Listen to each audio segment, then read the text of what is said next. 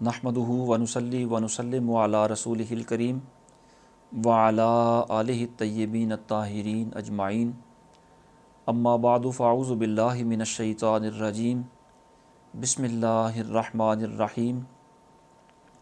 ویسألونک عن الیتامی قل اصلاح لہم خیر وان تخالطوہم فاخوانکم واللہ یعلم المفسد من المصلح ولو شاء اللہ لأعنتکم ان اللہ عزیز حکیم صدق اللہ مولانا العظیم۔ بعد از حمد و ثنا سورہ بقرہ کی 220 نمبر آیت مبارکہ کا آخری حصہ آپ نے سماعت فرمایا۔ ارشاد باری تعالیٰ ہے، اور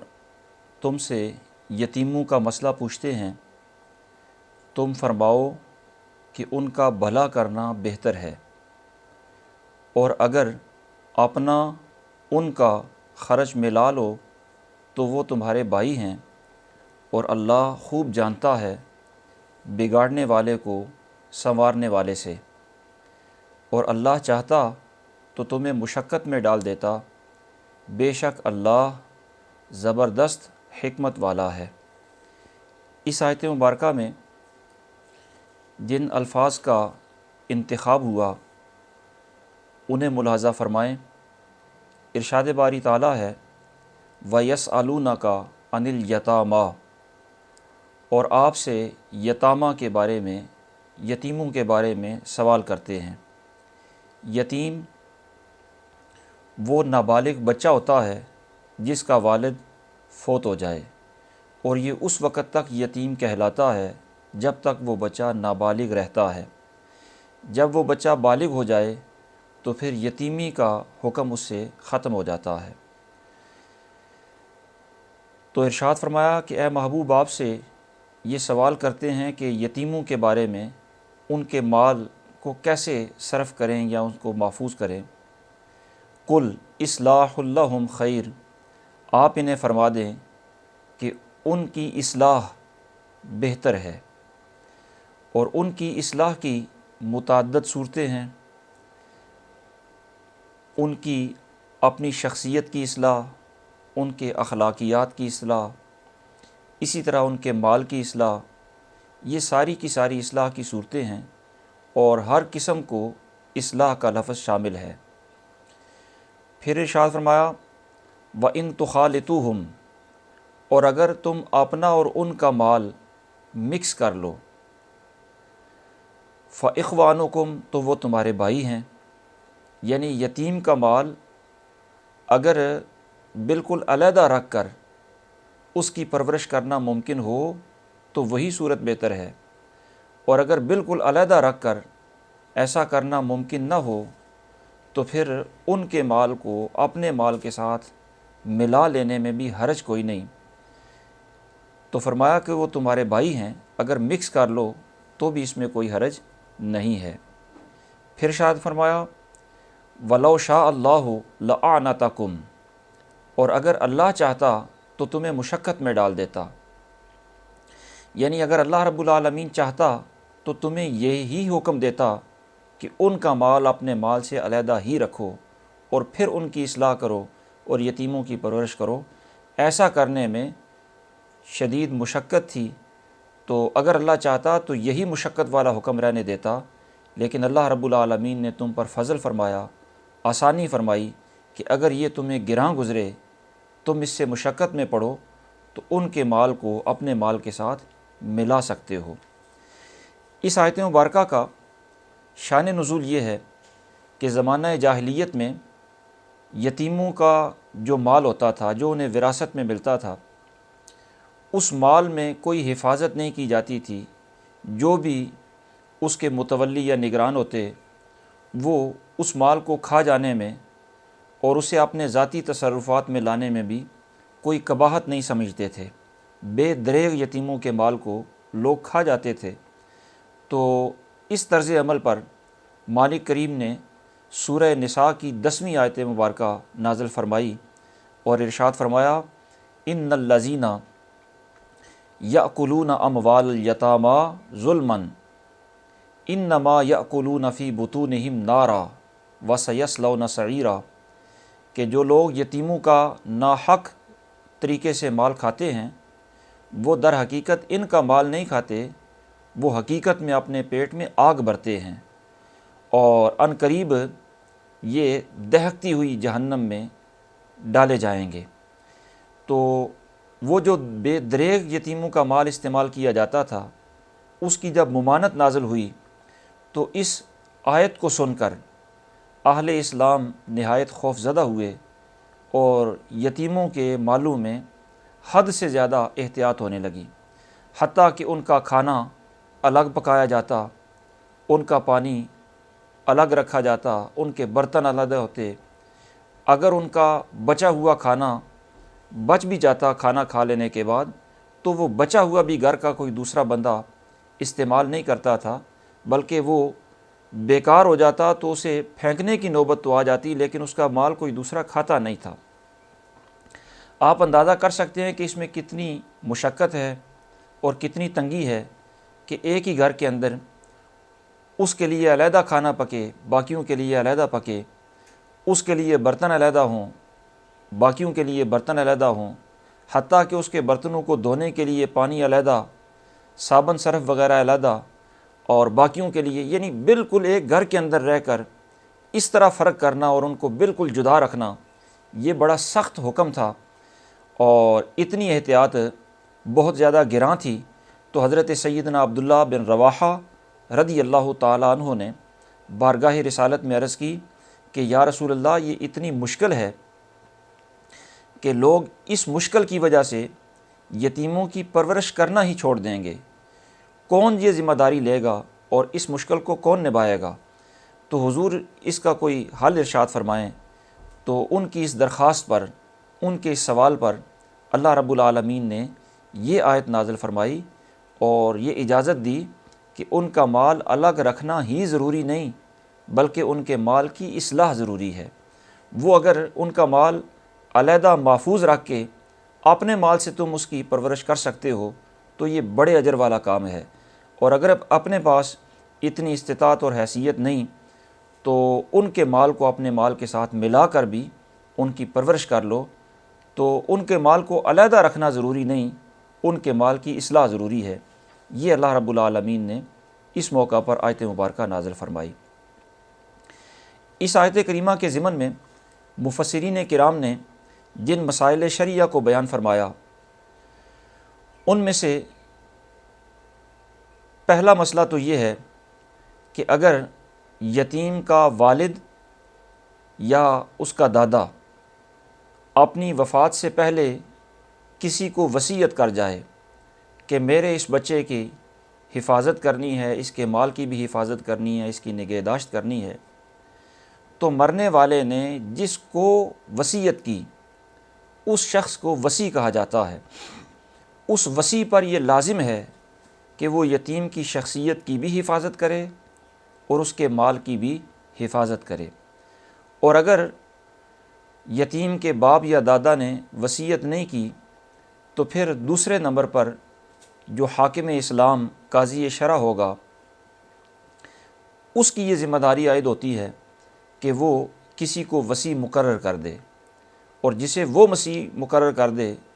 وہ پھر ذمہ دار ہوگا یتیم کی اصلاح کا۔ اور اگر قاضی بھی کسی کو وصی مقرر نہ کرے تو پھر یتیم کے جو ورثاء، اس کے اولیاء، اس کے خاندان برادری کے جو قریبی لوگ ہوتے ہیں، ان پر یہ فرض ہو جاتا ہے کہ وہ یتیم کے مال کی حفاظت کریں، اور اگر انہوں نے حفاظت میں کوتاہی کی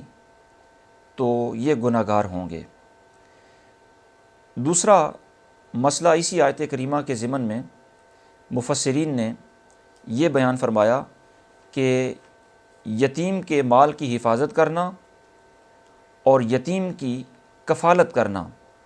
یہ بڑے ہی اجر و ثواب کا کام ہے، اور یہ اتنا فضیلت والا معاملہ ہے کہ نبی پاک صلی اللہ تعالیٰ علیہ وسلم نے اس کے لیے جنت کی بشارت بھی دی ہے اور جنت میں اپنی سنگت کی بشارت بھی عطا فرمائی ہے۔ سرکار نے انگلیاں ملا کر ارشاد فرمایا، انا وکافل الیتیم فی الجنت ہاکذا، کہ میں اور یتیم کی کفالت کرنے والا جنت میں اس طرح ساتھ ہوں گے جس طرح یہ انگلیاں ساتھ ہیں۔ تو یتیم کی کفالت کرنا، اس کی پرورش کرنا، اس پر خرچ کرنا اور اس کی ذمہ داریاں نبھانا یہ بڑے ہی اجر والا کام ہے۔ لیکن یہ بات بھی ذہن نشین رہے کہ یتیم اب آپ کے گھر میں ہے، آپ کے زیر سایہ ہے، زیر پرورش ہے، تو اس کے ساتھ اپنے بچوں سے کوئی امتیازی سلوک نہ کریں، بلکہ اس کی عزت نفس مجروح نہ ہونے دیں، اسے احساس کمتری نہ ہونے دیں، اور اپنے بچوں کو اس کے سامنے اس پر ترجیح نہ دیں۔ اگر عزت نفس اس کی مجروح ہوئی تو پھر پرورش کرنے کا ثواب تو مل ہی جائے گا، لیکن وہ بات نہیں بنے گی جو اس کی عزت نفس کو برقرار رکھتے ہوئے اس کی پرورش کرنے کا اجر و ثواب ہے۔ جن گھروں کے اندر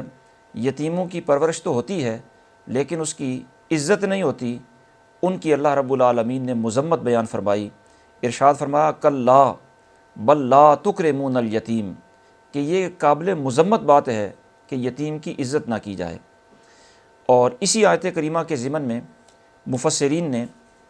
تیسرا مسئلہ یہ بیان فرمایا کہ مالک کریم ارشاد فرماتا ہے کل اصلاح اللہم خیر، آپ انہیں فرما دیں کہ یتیموں کی اصلاح بہتر ہے، اور یتیموں کی اصلاح میں اس کی جانی، مالی، نفسانی، روحانی ہر قسم کی درستگیاں شامل ہیں۔ ہر معاملہ میں اصلاح یہ ذمہ داری ہوتی ہے، اور ان کی قدر تفصیل آپ یوں ملاحظہ فرمائیں کہ اگر اس کی مالی حفاظت کرنا چاہیں تو اس کی مالی حفاظت کا ایک طریقہ تو یہی ہے کہ اس کا مال جیسے ہے ویسے ہی پڑا رہے اور اسے ضائع ہونے سے بچا لیا جائے۔ دوسری مالی حفاظت کا طریقہ یہ بھی ہوتا ہے کہ اگر وہ ویسے ہی پڑا رہے گا تو جو حالات آج کل چل رہے ہیں اس میں تو کرنسی عموماً ڈی ویلیو ہو رہی ہوتی ہے، چیزیں مہنگی ہو رہی ہوتی ہیں، تو اس کی حفاظت کا دوسرا طریقہ یہ بھی ہوتا ہے کہ اس کے مال کو کہیں انویسٹ کر دیا جائے جو محفوظ انویسٹمنٹ ہو، کہ اس کا مال بڑھتا بھی رہے اور ضائع ہونے سے بچا بھی رہے۔ تو یہ اس کے مال کی اصلاح ہے، وہ کسی کو بھی کاروبار کے لیے دے سکتا ہے، اور جو ذمہ دار ہے، وصی ہے، جو ولی ہے، وارث ہے یتیم کا، وہ خود بھی اس کے مال سے بزنس کر کے اس کا کھاتہ علیحدہ رکھ سکتا ہے، اور اس کی روحانی اصلاح کے لیے اگر یتیم کے مال کو اس کی روحانی بہتری اور تعمیر شخصیت کے لیے خرچ کرنا پڑے، مثلاً اسے کہیں کسی ادارے میں، تعلیمی ادارے میں داخلہ دلوایا جائے، وہاں کی فیسیں اگر اپنی جیب سے ادا نہیں کر سکتا تو یتیم کے مال سے اس کی فیسیں ادا کرتا رہے اور اس کی اپنی ذات پر وہ مال خرچ ہوتا رہے تاکہ اس کی شخصیت تعمیر ہو، تو یہ بھی اس کی اصلاح کا ہی ایک طریقہ ہے۔ یعنی آپ کسی کو اس لیے پیسے دیں کہ یہ یتیم کی شخصیت کو سنوارے، تو یہ بھی اصلاح کا ایک طریقہ ہے۔ اسی طرح اس کی جان کی حفاظت اور اصلاح، کہ اگر کہیں وہ بیمار ہے یا اگر اس کی کوئی صحت کو کوئی معاملہ ہے تو اس کے مال سے اس کا علاج معالجہ بھی کرایا جا سکتا ہے، تو یہ اس کی اصلاح کی مختلف صورتیں ہیں، اور یہ ساری کی ساری صورتیں جائز ہیں۔ اور اس کے مال کی اصلاح کی صورتوں میں سے آپ یہ بھی ملاحظہ فرمائیں کہ جب تک وہ بچہ یتیم ہے، ظاہر ہے اس وقت تک وہ نابالغ ہے اور نابالغ احکام شرعیہ کا مکلف نہیں ہوتا، لہٰذا اگر کوئی چاہے کہ میں یتیم کے مال سے زکوٰۃ ادا کروں تو وہ نہیں ادا کر سکتا۔ اسی طرح کوئی چاہے کہ میں یتیم کے مال سے صدقات و خیرات ادا کر دوں تو وہ نہیں ادا کر سکتا۔ اس سے مال نکلتا ہے، اس کی اصلاح نہیں ہوتی، حفاظت نہیں ہوتی۔ ہاں البتہ اگر لوگ یتیم کو تحائف دیتے ہیں تو یہ جو متولی ہے یا وصی ہے، جو ذمہ دار ہے، یہ یتیم کی نمائندگی کرتے ہوئے ان تحائف کو وصول کر سکتا ہے۔ اسی طرح کوئی یتیم کو صدقہ و خیرات کرے تو یہ یتیم کی طرف سے وہ صدقہ و خیرات وصول کر سکتا ہے، اور یتیم کے مال سے یہ دے کسی کو نہیں سکتا جس سے مال خرچ ہو جائے، ضائع ہو جائے اور یتیم کا کوئی فائدہ نہ ہو، اور یتیم کے طرف سے یہ مال وصول کر سکتا ہے۔ اور اسی آیت کریمہ کے ضمن میں مفسرین نے یہ مسئلہ بھی اخذ فرمایا کہ جب مالک کریم ارشاد فرماتا ہے کہ تم ان کی اصلاح کرو تو یہ بہتر ہے، اور ظاہر ہے اصلاح کا جو معاملہ ہوگا یہ سوچنا متولی کی ذمہ داری ہے، اور ہر موقع پر مختلف اصلاح کی صورتیں سامنے آئیں گی، تو یہ دنیا داری کے معاملات کے اندر اجتہاد کی ایک صورت ہے، اور دنیا داری کے معاملات میں اجتہاد کرنا اور اپنی رائے سے، اپنی فکر سے، اپنی سوچ سے کام لے کر وہ معاملہ حل کرنا یہ جائز ہوتا ہے۔ اسی طرح اسی آیت کریمہ کے ضمن میں مفسرین نے یہ مسئلہ بھی اخذ فرمایا کہ یہاں تو خاص طور پر یتیم کے بارے میں پوچھا گیا، تو ارشاد فرمایا ان کے مال کی اصلاح کرنا تمہارے لیے بہتر ہے۔ جس طرح یہ یتیم کے مال کی اصلاح بہتر ہوتی ہے، اسی طرح ہر مسلمان کے مال میں اصلاح یہ بہتر ہوتی ہے، اور وہ مسلمان چونکہ بھائی ہوتا ہے اس کو اچھا مشورہ دے کر، اس کو نقصان سے بچا کر اس کے مال کی اصلاح کرنا یہ بھی اہل اسلام کی ذمہ داری ہوتی ہے۔ اور پھر قرآن مجید ارشاد فرماتا ہے وَإِن تُخَالِطُوهُمْ فَإِخْوَانُكُمْ، اگر تم ان کا مال اپنے مال کے ساتھ ملا لو تو بھی وہ تمہارے بھائی ہیں، اس میں کوئی حرج نہیں۔ اب ان کے مال کو اپنے مال کے ساتھ ملانے کی صورت یہ ہے کہ اگر آپ اپنی جیب سے اس پر خرچ نہیں کر سکتے، آپ کی اور بھی ذمہ داریاں ہیں یا معیشت میں تنگی ہے، تو آپ یتیم پر یتیم کا ہی مال خرچ کریں، اور اس کی صورت یہ ہے کہ آپ گھر میں دیکھیں کہ 4 افراد آپ کے ہیں اور 1 یا 2 یتیم بچے ہیں، تو 4 کی کفالت تو آپ کی ویسے ہی ذمہ داری ہے، اس پر تو آپ نے ہی خرچ کرنا ہے۔ 2 جو یتیم آپ کے پاس آئے ہیں تو آپ ان کے تناسب سے ان کا مال اپنی ہنڈیا کے اندر یا اپنے روزمرہ کے اخراجات کے اندر شامل کر سکتے ہیں۔ یہ ہے کہ اگر تم ان کا مال اپنے مال کے ساتھ ملا لو تو اس میں حرج کوئی نہیں، لیکن یہ حرج تب تک نہیں ہے جب تک بندہ اپنے مال کو بچانے کے لیے اس کا مال استعمال نہ کرے، بلکہ اپنا مال بھی استعمال کرے اور اس کا مال اس پر جتنا خرچ ہوتا ہے اس تناسب سے خرچ کرتا جائے۔ اور اگر یہ خود اتنا غریب آدمی ہے کہ اپنے گھر کے جو افراد ہیں ان کی ضروریات بھی پوری نہیں کر سکتا، اور یتیم کے مال کی حفاظت کے لیے اسے وقت دینا پڑتا ہے، اسے خدمات انجام دینا پڑتی ہیں، تو یہ اپنی خدمات کا معاوضہ بھی یتیم کے مال سے وصول کر سکتا ہے۔ جس طرح یتیم کی بہتری کے لیے یہ اس کے استاذ کو فیس دے سکتا ہے، کسی کو اجرت پر رکھ کے اس کے مال کی حفاظت کے لیے چوکیدارہ کروا سکتا ہے، تو یتیم کی اصلاح کے لیے کسی کو جب یہ خدمات کا افزانہ دے سکتا ہے تو خود اگر یہ سروس کرے تو یتیم کے مال سے افزانہ لے بھی سکتا ہے۔ اور حق کفالت جب لے گا تو ظاہر ہے اپنے بچوں پر بھی حق کفالت لے کر یہ خرچ کرنا جائز ہوگا۔ نبی پاک صلی اللہ تعالیٰ علیہ وسلم نے ارشاد فرمایا کل من مال یتیم کا غیر مسرف ولا متبازر ولا متعطل مالا ولا تقی مالک بمالہ، ارشاد فرمایا کہ اپنے زیر پرورش یتیموں کے مال سے بقدر کفالت تم کھا سکتے ہو، بشرطے کہ اسراف بھی نہ کرو، فضول خرچی بھی نہ کرو، اور اس کے مال کے بدلے اپنا مال بچا کے بھی نہ رکھو۔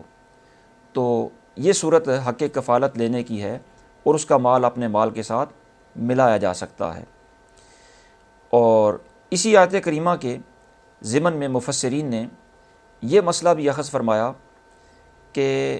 جو وصی ہے یا متولی ہے وہ خود اگر یتیم کے مال میں کاروبار کرنا چاہے تو اس کا کھاتا علیحدہ رکھ کر کاروبار کر سکتا ہے، بشرطے کہ غبن فاحش نہ کرے، اس کا زیادہ نقصان نہ کرے۔ اور اسی طرح متولی کے لیے یہ بھی جائز ہے کہ وہ یتیم کی طرف سے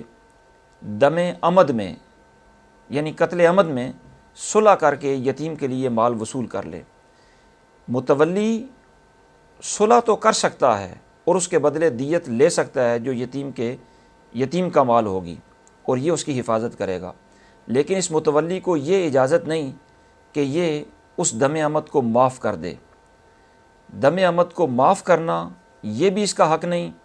اور اس دم عمد کا قصاص لینا یہ بھی اس کا حق نہیں، وہ یتیم کا حق ہے۔ تو یہ نہ معاف کر سکتا ہے نہ قصاص لے سکتا ہے، البتہ صلح کرنا چاہے تو اس کے نام پر یہ مال لے کر اس کی حفاظت کر سکتا ہے۔ اور مفسرین نے اسی آیت کے ضمن میں یہ مسئلہ بھی اخذ فرمایا کہ جو اہل ایمان کے نابالغ بچے ہوتے ہیں، احکام میں وہ بھی مومن ہی شمار ہوتے ہیں، اس لیے کہ اللہ رب العالمین نے یتیموں کے بارے میں ارشاد فرمایا فَإِخْوَانُكُمْ، وہ تمہارے بھائی ہیں۔ تو انہیں جب اللہ رب العالمین نے ہمارا بھائی قرار دیا تو حکم میں وہ بھی مومن ہی شمار ہوئے۔ اور یہ صرف مسلمانوں کے بچوں کا حکم نہیں کہ ان کے مال کی حفاظت کریں، بلکہ اگر کسی شخص کا کافر کو بندہ فوت ہو جائے اور اس کا بچہ ہماری پرورش میں آ جائے تو اس کے مال کی حفاظت کرنا بھی پھر ہماری ذمہ داری بن جاتا ہے، اور اس کے مال کی بھی اسی طرح حفاظت کی جائے گی جس طرح مسلمان کے یتیم بچے کی حفاظت کی جاتی ہے۔ اور جب کافر کا بچہ ہمارے پاس حفاظت میں اور نگہداشت میں آئے گا تو ہم اس کے مال کی حفاظت بھی کریں گے، اس کی اصلاح کی بھی تدابیر کریں گے، لیکن اسے جبراً مسلمان بنانے کی کوشش نہیں کی جائے گی، بلکہ اس کے سامنے اسلام کا بہترین چہرہ اور اسلام کی خوبیاں بیان کریں گے تاکہ وہ خود اسلام کی طرف مائل ہو۔ اس واسطے کہ جبراً کسی کو مسلمان بنانا یہ ہمارے دین کا مزاج نہیں۔ مالک کریم ارشاد فرماتا ہے لا اکراہ فی الدین، کہ سختی سے جبر سے مسلمان ہم کسی کو نہیں بنا سکتے۔ دعا ہے اللہ رب العالمین انہی کلمات کو شرف قبولیت عطا فرمائے۔ وما توفیقی الا باللہ العلی العظیم۔